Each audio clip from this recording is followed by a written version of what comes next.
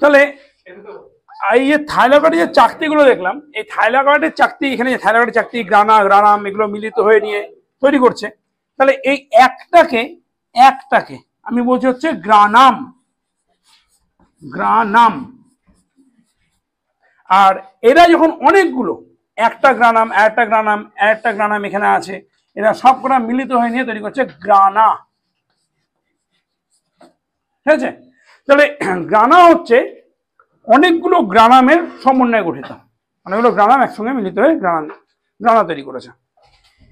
তো এবার আমরা একটা এই থাইলাকয়েডের চাকতিকে কেটে নিয়ে বাইরে বের করে দেখবো যে এটা দেখতে কেমন ধরনের হয়ে থাকে। হ্যাঁ, কোনটা সব বলবো, প্রতিটা গ্রানাম মানে কলামগুলো যুক্ত হয়ে থাকে বলবো, ওটাও আসবো যখন আসার ঠিক চলে আসবো তখন। এবার একটা থাইলাকয়েডের চাকতি এরকম বাটির মতন দেখতে হয়, ঠিক আছে? এই বাটির মতন দেখতে, এবং এর মধ্যে আমি লাল রং দিয়ে আঁকছি কেন, কারণ উত্তেজিত কণিকা রয়েছে এখানে, নাম হচ্ছে কোয়ান্টাম কণিকা। না, যেমন ধরনের একটা ধরনের ঘেরা জায়গা, কেমন পাউচ প্যাকের মতন। তোরা কোনোদিনও ওই বই মেলাতে যখন আমরা যাই তখন দেখবি জলের পাউচ প্যাক দিত না, ঠিক ওরকম দেখতে পাউচ প্যাক টাইপের, কিন্তু পাউচ প্যাকটা চারকোনা না, গোল টাইপের দেখতে বা ওভাল টাইপের দেখতে, নরম। ঠিক আছে? এর মধ্যে কোয়ান্টাম পার্টিকেল ভর্তি। সূর্যের আলো যেই এর উপর পড়ে সঙ্গে সঙ্গে এরা উত্তেজিত তেজময় হয় এবং এখানে প্রচন্ড জোরে পার্টিকেল গুলো ঘুরতে থাকে, যেহেতু বদ্ধ জায়গা তাই এখানে একটা ব্রাউনীয় গতি সম্পূর্ণ হচ্ছে, ব্রাউনীয় মোশন যেটাকে আমরা বলছি। তাহলে ব্রাউনীয় গতি এখানে একটা সম্পূর্ণ হয়ে থাকে। এই হচ্ছে এখানকার বৈশিষ্ট্য। এবার একটা থাইলাকয়েড এই চাকতিটা, এর নিচে তো আর একটা থাইলাকয়েড চাকতি আছে, ঠিক আছে? তাহলে এর মধ্যে ধরে নে যে আর একটা এখানে থাইলাকয়েড চাকতির ভিতরে কোয়ান্টাম কণিকা দেখতে পাবো। এবার কল্পনা কর আমি শিবমকে বললাম যে শিবম তুই একটা কাজ করিস, আমার জন্য জেমস নিয়ে আসবি বাটি করে, প্যাকেটে না, বাটি করে, কিন্তু বাটিতে ঢাকনি থাকবে না। আমি আমার বাটি দিয়ে দিয়েছি ওকে, ঠিক আছে? যে এই 5টা বাটি দিলাম তোকে, এই বাটি করে, কাঁসার বাটিগুলো হয় না, কাঁসার বাটি দিয়েছি, কাঁসার বাটি ঢাকনি হয় না, 5টা কাঁসার বাটি দিয়েছি ওকে, বলে জেমস ভর্তি করে নিয়ে আসবি আমার জন্য। শিবম জেমস কিনেছে, প্যাকেট খুলেছে, প্যাকেটে করে নিয়ে আসবে না, প্যাকেট বাদে নিয়ে আসতে হবে। ও জেমস গুলো বাটির মধ্যে ঢেলেছে, বাটিগুলো ভর্তি করেছে, দিয়ে নিয়ে আসছে জেমস গুলোকে। নিয়ে আসতে গিয়ে কি কি ঘটনা ঘটতে পারে। তো এবার শিবম কি এমন বুদ্ধি লাগাতে পারে, সহজ, বেশি খরচা না করে সহজ বুদ্ধি, যে ও বাটিটা যতই নড়ুক পড়বে না জেমস গুলো, তাও তো পিছলে যেতে পারে, পড়বেই না। কি করবি? ভাব ভাব, কি দিয়ে থাকবি? ঢাকনি দেওয়া বারণ,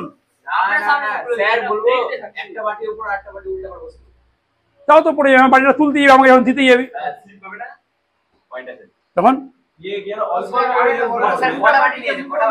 ও বললো, এখনই বললো, এটা তুই যেটা বললি এখনো বলে দিয়েছে। তাহলে কি হবে, যখন তুলবি পড়ে যাবে, একবারে নিয়ে আসতে হবে। বল তুই বল। প্লাস্টিক ক্যারি ব্যাগের মধ্যে নিয়ে আসতে পারি, একদম খাপে খাপে বসে গেল। তুই তো ব্যাগ বলেছিস, প্লাস্টিক ক্যারি ব্যাগ বলিস, তুই বলেছিস ব্যাগের মধ্যে পড়ে যেতে পারে, ঠিক আছে? আর ক্যারি ব্যাগটা টাইট করে বেঁধে দিলাম, তাহলে বাটি যতই হিলুক জেমস কিন্তু পড়বে না, ঠিক আছে? পিপি পিপি ইয়ে পেপার গুলো হয় না, পিপি ক্যারি ব্যাগ গুলো, মোটা মোটা ক্যারি ব্যাগ, যেহেতু আমি ধরনের বায়োলজির লোক, পরিবেশ সম্বন্ধে আমি খুব সচেতন থাকার চেষ্টা করি, ঠিক আছে? তাই জন্য ক্যারি ব্যাগটা যদি অ্যাভয়েড করি, তাও বলছি রাখার জন্য কি করবো, আমরা ওরকম করে করতে পারি, পিপি ক্যারি ব্যাগ দিয়ে, মোটা একটা ক্যারি ব্যাগ দিয়ে মারতে পারি, ঠিক আছে? তাহলে জেমস পড়বে না। তাহলে আমরা কি করলাম, বাড়িটা কি করলাম, লক করে দিলাম, এক কথা বলতে গেলে। পিপি ক্যারি ব্যাগ দিয়ে বাটিগুলো বসিয়ে নিয়ে লক করে দিয়ে হাতে করে নিয়ে আসছে, কোনো অসুবিধা নেই। পিপি ক্যারি ব্যাগ কোনগুলো বলতো, মাছ নিয়ে আসার সময়, মানে অ্যাকোরিয়ামের মাছ নিয়ে আসার যে ক্যারি ব্যাগ মধ্যে মাছ নিয়ে আসলাম, ওই মোটা মোটা ক্যারি ব্যাগগুলো, ঠিক আছে? কথাটা বুঝবি ভালো করে কিন্তু, ঠিক আছে? ঠিক তেমন করেই এই যে দুটো থাইলাকয়েড তার উপরে একটা, তারপরে একটা থাইলাকয়েড জাতীয়গুলো রয়েছে, এরাও তো নড়ে যেতে পারে, পড়ে যেতে পারে। তাই এদের চারিপাশে এরকম একটা আবরণী থাকে, যেমন করে ক্যারি ব্যাগ দিয়ে এখানে আবরণী কথা বললাম না, এরকম আবরণী দেখতে পাওয়া যায়। আবরণী দিয়ে কি করেছিল না, লক করে দিয়েছিলাম জিনিসটা। এই আবরণীটার নাম হচ্ছে লকিউলাস আবরণী। ঠিক আছে, লক করার মতন আবরণী, লকিউলাস আবরণী। তাহলে থাইলাকয়েডের চাকতিগুলো একে অপরের সঙ্গে একটা পাতলা আবরণীর সাহায্যে যুক্ত থাকে। এই আবরণীকে কি বলা হয় থাকে, লকিউলাস আবরণী বলা হয় থাকে। ঠিক আছে, এই লকিউলাস দিয়ে পুরো থাইলাকয়েডটা কভার করা থাকে। ঠিক আছে, যে থাইলাকয়েডটা নিজে নিজে কোনো কারণে খুলে পড়ে না যায়, নষ্ট যাতে না হয়ে যায়, বা কোষের মধ্যে যাতে ছড়িয়ে না যায় থাইলাকয়েড গুলো, যাতে গ্রানাম স্ট্রাকচারটা ঠিকঠাক থাকে এবং তারপরে থাকা কোয়ান্টাম পার্টিকেল গুলো যাতে ছড়িয়ে না যায়। কোয়ান্টাম পার্টিকেল, কোয়ান্টাম পার্টিকেল গুলো যখনই উত্তেজিত হচ্ছে, তখন এইখান থেকে এইখানে যখন দৌড়াচ্ছে, তখন দৌড়ে যাওয়ার জন্য একটা কোয়ান্টাম পার্টিকেল ধাক্কা খেয়ে অন্যদিকে চলে যাচ্ছে, ও তখন আবার উত্তেজিত হয়ে যাচ্ছে। এরকম করে কন্টিনিউ মলিকিউলগুলো উত্তেজিত হয়ে থাকছে, এবং এখানে এদের এনার্জির কোনো ঘাটতি ঘটে না, কারণ এই গতিকে আমরা ব্রাউনীয় গতি বলে থাকি। ঠিক আছে, তো এই ব্রাউনীয় গতিতে বলা হয়ে থাকে যে বদ্ধ জায়গাতে কোনো পার্টিকেলে যদি একবার এনার্জি নিয়ে নেয়, সেই এনার্জি কোনোভাবেই তার শেষ হয় না, যেটা ব্রাউনীয় মোশন সম্পূর্ণ হচ্ছে।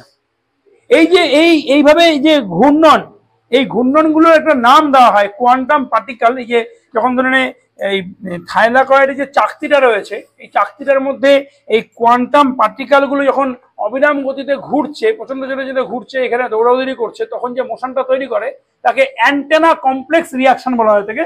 এটা সম্বন্ধে আমরা পড়বো সালোক সংশ্লেষ পড়ার সময়, এখানেও খানিকটা জানবো। এই রিয়াকশনটাকে অ্যান্টেনা কমপ্লেক্স রিয়াকশন বলে, এটা সালোক সংশ্লেষ চ্যাপ্টারে আমাদের আছে। ঠিক আছে, তো বল বল বল ব্রাউনীয় গতির ফলে যে জিনিসটা হচ্ছে, খুব ভালো কোশ্চেন করেছে তোর সোহান একটা, যে ব্রাউনীয় গতি বলে হচ্ছে নাকি। তোরা পড়েছিলিস না ক্লাস 9-এ, সালোক সংশ্লেষ পদ্ধতিতে জল H2O ভেঙে H++OH- আয়ন তৈরি করে। এবার H++OH- আয়ন তৈরি করার জন্য তড়িৎ বিশ্লেষণের প্রয়োজন, নাহলে হবে না। কিন্তু যখন কোয়ান্টাম পার্টিকেল গতিবেগ সম্পূর্ণ করছে ব্রাউনীয় মোশনের প্রভাবে, তখন সে কিন্তু একটা ইলেকট্রোম্যাগনেটিক ফিল্ড তৈরি করছে এখানে। ঠিক আছে, তাহলে এই যে একটা মানে থাইলাকয়েড চাকতি, এই কিন্তু নিচে একটা গ্যালভানোমিটার তৈরি হয়ে গেল। ঠিক আছে, এর জন্য কি হচ্ছে, প্রতিটা কণা একটা করে ব্রাউনীয় মোশন তৈরি করছে। এর ফলে যে জলের অণু, সে EM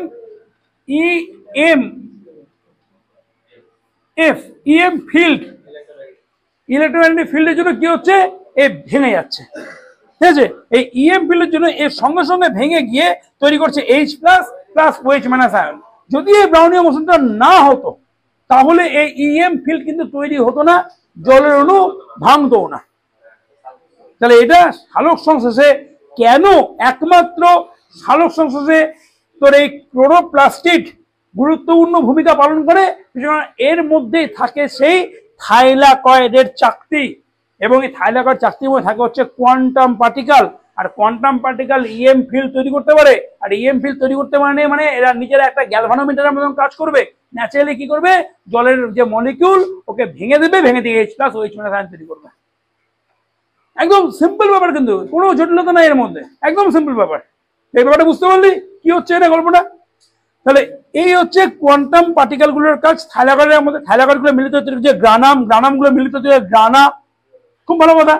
এবারে যে গ্রানা গুলো তৈরি হয়েছে, গ্রানার মধ্যে তো সংযোগ থাকবে, গ্রানাম গুলো একে অপরের সঙ্গে এইভাবে যুক্ত হয়ে আছে। একটা না, এর অনেকগুলো টিউব থাকতে পারে। আমি আঁকার সুবিধার জন্য একটা আঁকছি,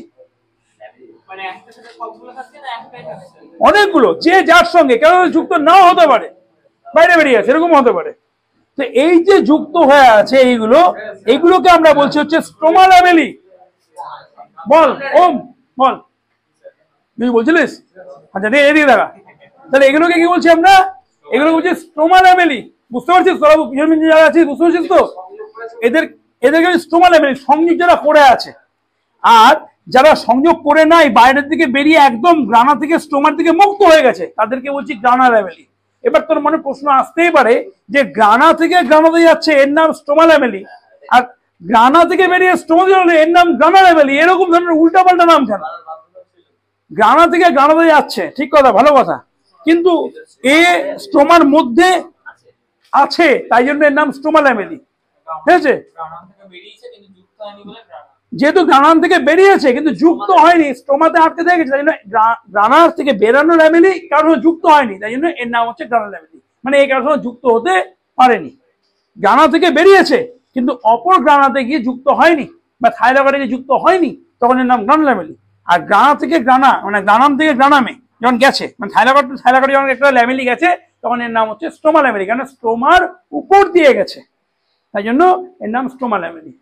বোঝা গেছে?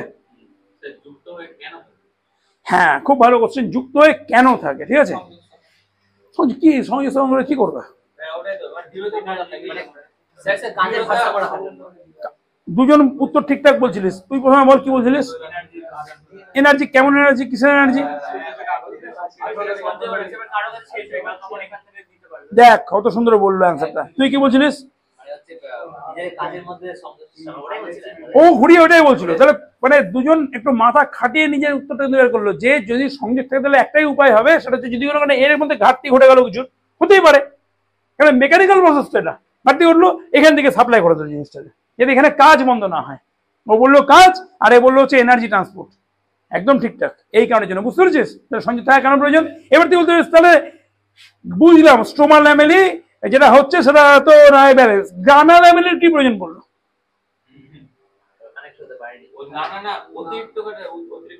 যদি অতিরিক্ত তৈরি হয়ে যায় বের করে দেওয়া, বের করতে তো হবে কিনা, এক্সেস এনার্জি তো আমরা রিডিউস করে দিই, রিডিউস করছে কেন? প্রয়োজন আবার এখান দিয়ে ইন করিয়ে নেবে, যদি প্রয়োজন পড়ে যায় কোনো কারণে। হ্যাঁ, ইনপুট এক্সপোর্ট তৈরি করতে হবে, এটা হচ্ছে একটা কানেক্টর হিসেবে কাজ করছে। ইয়েতে স্টোমাতে খোলা পাইপ ভাসছে, ঠিক আছে, মানে মানে থাইলাকট থেকে বেরিয়ে ভাসছে, একটা নেই তো, আমি একটাই গেছি, অনেকগুলো হয়তো আছে, থাকতেই পারে এরকম ধরনের। এনার্জি এক্সেস হয়ে গেছে, এনার্জিকে রিডিউস করে দেবে স্টোমাতে, প্রয়োজন পড়লো এনার্জির আবার নিয়ে নিল।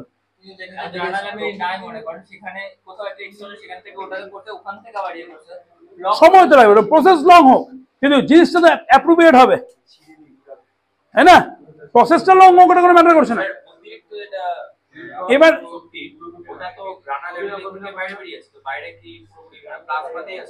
প্লাজমাতেই আছে, কিন্তু আমি কোশ্চেন পাচ্ছি না, ভালো কোশ্চেন পাচ্ছি না।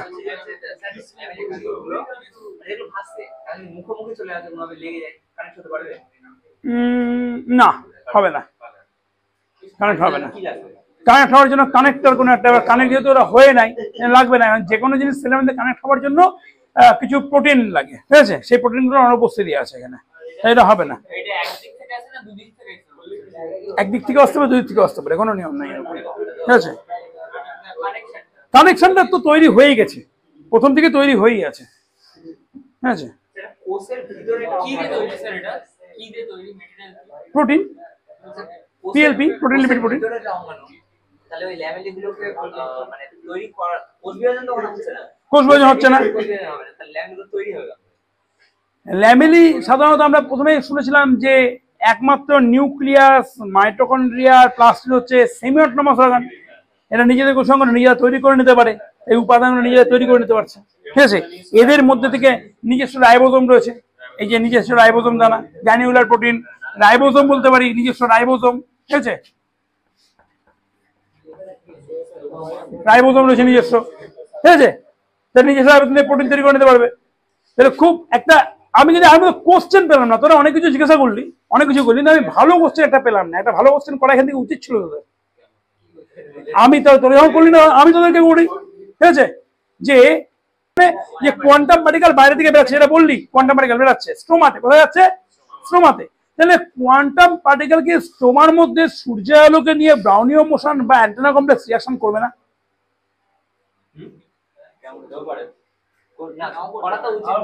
কেন করবে না? কারণ যেগুলো কম্পাউন্ডের মাধ্যমে ওই পড়ে ওগুলো তো আর ওই সাইটোপ্লাজম মানে স্টোমার মধ্যে পাচ্ছে না। ওই উপযুক্ত পরিবেশ থাইলাকয়েডের মধ্যেই পাবে। না চাপটা পাচ্ছে না নির্দিষ্ট জায়গাটা, যেটা পরিবেশ পাচ্ছে না, বদ্ধ জায়গাটা পাচ্ছে না। না এতটুকু বদ্ধ জায়গা নাই তো, বদ্ধ বড় হয়ে যাচ্ছে। তাহলে ন্যাচারালি কি হচ্ছে, কয়েকটা পার্টিকেল, জায়গাটা অনেক বড়, তার মধ্যে আবার এটা ধরে ফাঁকা পাউচের মতন, আর এটা হচ্ছে স্টোমা দিয়ে ঘেরা। মুভমেন্ট করতে গিয়ে তো বাধা পড়বে, ফ্রিকশন বেড়ে যাবে, তো এবারে কি হবে, এনার্জিটা কি হবে, ডিস্ট্রিবিউট হয়ে যাবে, ক্ষতি হবে এনার্জি। ব্রাউনীয় মোশনে বলছে যে যদি কোনো ফাঁকা জায়গাতে কোনো পার্টিকেল থাকে, সেই পার্টিকেল যদি উত্তেজিত হয় তাহলে ব্রাউনীয় মোশন করবে, কিন্তু বদ্ধ জায়গাতে পার্টিকেল আছে সেখানে যদি উত্তেজিত হয় সে মোশন করতে পারবে না। কিন্তু মোশনের মধ্যে ল্যাগ আসবে। কেন ল্যাগ আসবে? কেন ওই জায়গার ঘনত্ব বেশি। বুঝেছি ব্যাপারটা?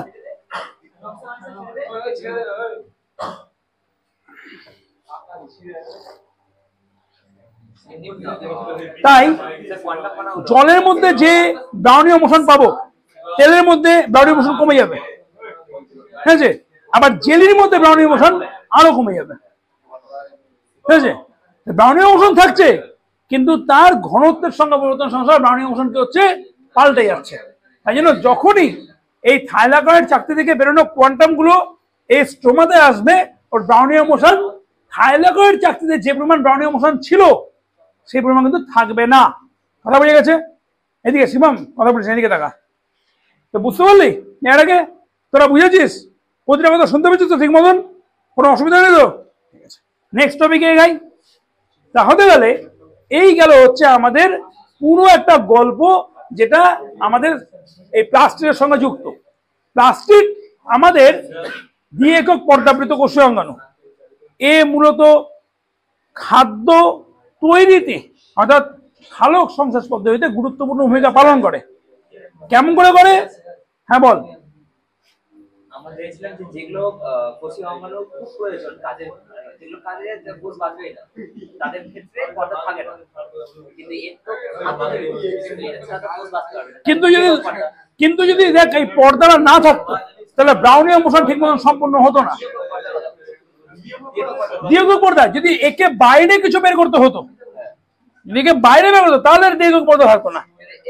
এ তো খাদ্য না, খাদ্য সংযোগ করে আছে এর মধ্যে। কেন? ক্লোরোপ্লাস্ট খাদ্যকে তৈরি করে নিয়ে সেখানে সঞ্চিত রাখে, তো এক্সারসাইজ পদ্ধতি পরে বের করবে। উৎপন্ন হওয়া খাদ্য যদি সঙ্গে সঙ্গে বেরিয়ে যায় সেটা তো কাজ করবে না কোনো, কারণ তৈরি হচ্ছে ধরনের গ্লুকোজ। তুই তো গ্লুকোজ খাদ্য হিসেবে পাবি না, তুই পাবি স্টার্চ খাদ্য হিসেবে।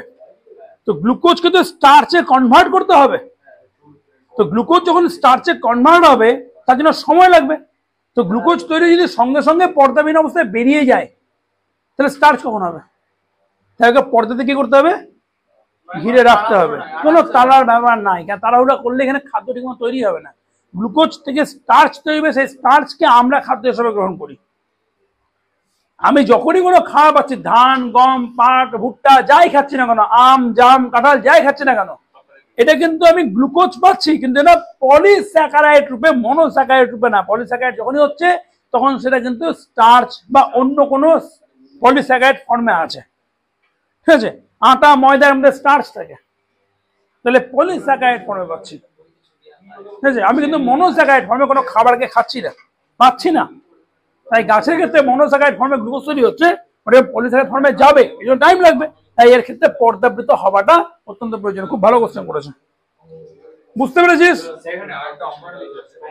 হ্যাঁ হ্যাঁ হ্যাঁ, এই যে দানাগুলো আঁকলাম যে স্টোমা, এই যে এগুলো আগে এঁকে দিয়েছি স্টোমা, ঠিক আছে? এটা হচ্ছে প্লাস্টিকের মধ্যে থাকা সাইটোপ্লাজমকে এখানে এঁকে রেখেছি, ঠিক আছে? স্টোমা বলে, সাইটোপ্লাজম, প্লাস্টিকের সাইটোপ্লাজম, ঠিক আছে? স্টোমা বলে বইয়ের মধ্যে, তাই জন্য দানা দানা দেখিয়েছে স্টোমা ব্যক্তিতে, কেন আলাদা করে কোনো স্টোমা এখানে বইয়ের মধ্যে আঁকা নাই, ঠিক আছে? দেখি দেখা, না ওটা বলছি না, বলছি বইয়ের মধ্যে কোনো সেট দেওয়া নেই, স্টোমা দানা দানা দানা দানা দিয়ে গেছে। ওইটা তো আমি আগে এঁকে দিয়েছি। দেখ প্রথমে শুরুতেই বলেছিলাম, আমাকে জিজ্ঞেস যে এই দানাগুলো আসছেন যে হ্যাঁ ওটা তো বললাম আমি তোদের বইয়ে দেখি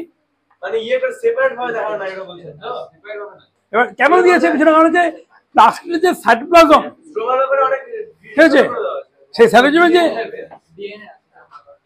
আর এর মধ্যে থাকে হচ্ছে নিজস্ব ডিএনএ ঠিক আছে এদের মধ্যে নিজস্ব জেনেটিক ম্যাটেরিয়াল বা নিজস্ব ডিএনএ থাকে গোলাকার ডিএনএ মানে হচ্ছে নিউক্লিয়েড যেটাকে বলি আমরা ঠিক আছে মানে বৃত্তাকার ডিএনএ এদের মধ্যে ডিএনএ দেখতে পাওয়া যায় তাই জন্য এরা সেমি অটোনোমাস অর্গান সঙ্গে এরা শক্তি উৎপাদনও সক্ষম কিন্তু কেননা এর যদি আমি গঠন দেখি তাহলে এর মধ্যেও কিন্তু সেই F0F1 দানা দেখতে পাওয়া যায় ঠিক আছে এর আবরণীর মধ্যে পুরো আবরণী ঘিরে F0F1 দানা রয়েছে ছোট ছোট F0F1 দানা রয়েছে কিন্তু এর F0F1 দানাকে একটা আলাদা নামে ডাকা হয় ঠিক আছে এর নাম হচ্ছে CF0CF1 ঠিক আছে বা ক্লোরোপ্লাস্টিডিয়াল F0 ক্লোরোপ্লাস্টিডিয়াল F1 তো ক্লোরোফিল যুক্ত F0F1 দানা হচ্ছে এটা এবং এইখানে কেবল মাত্র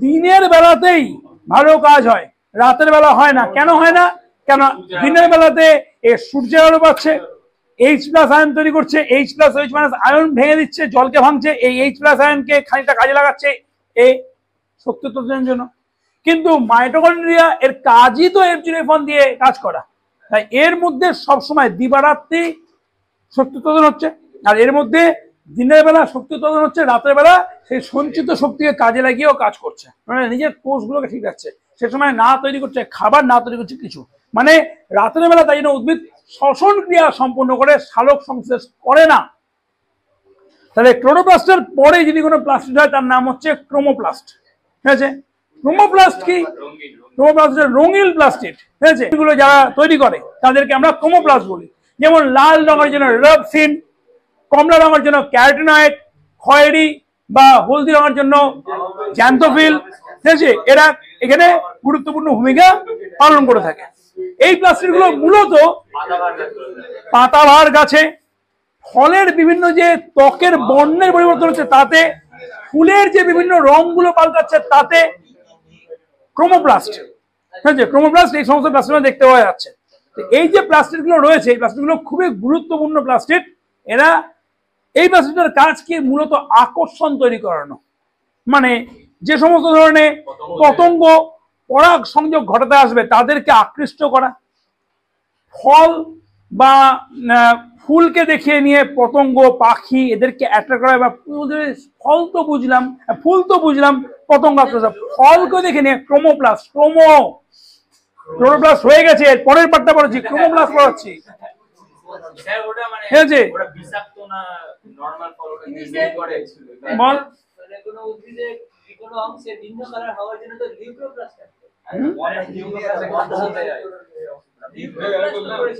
লিখে পড়েছিলিস কবে লিউকোপ্লাস্ট পড়েছিলিস তুই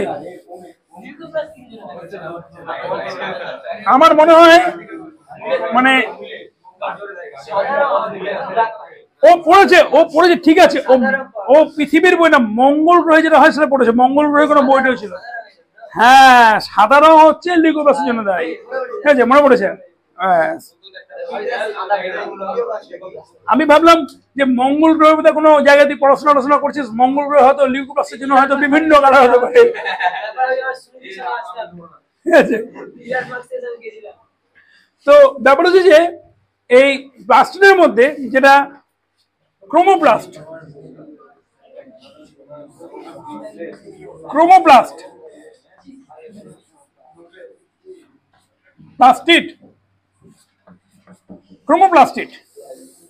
এই ক্রোমোপ্লাস্টিড হচ্ছে ক্রোমোপ্লাস্ট বা ক্রোমোপ্লাস্টিড এর বিভিন্ন রঙের জন্য দায়ী বিভিন্ন রকম রং যেমন ধরনের লাল কমলা যেটা বললাম আমি একটু আগে খয়েরি হলুদ বিভিন্ন রং তৈরি করে থাকে নীল বিভিন্ন রং তৈরি করে হলদে লালচে তোর মনে যত রকম কালার আসছে সব রকম কালার এখানে তুই অ্যাড করে নি এবার হচ্ছে যে এবার যেটা বলার গুরুত্বপূর্ণ কথা যে ফুলের বর্ণ পতঙ্গ আকৃষ্ট হলো ফলের বর্ণ যদি সুন্দর হয়, পাখি আকৃষ্ট হয়ে নিয়ে করবে নাকি? ভেরি গুড, বীজ ছড়াবে। ওই যে বাচ্চাটার মাথা এখন একদম পুরো খুলে গেছে, ঠিক আছে, বীজ ছড়াবে, ঠিক আছে। হ্যাঁ, তো ঠিক আছে।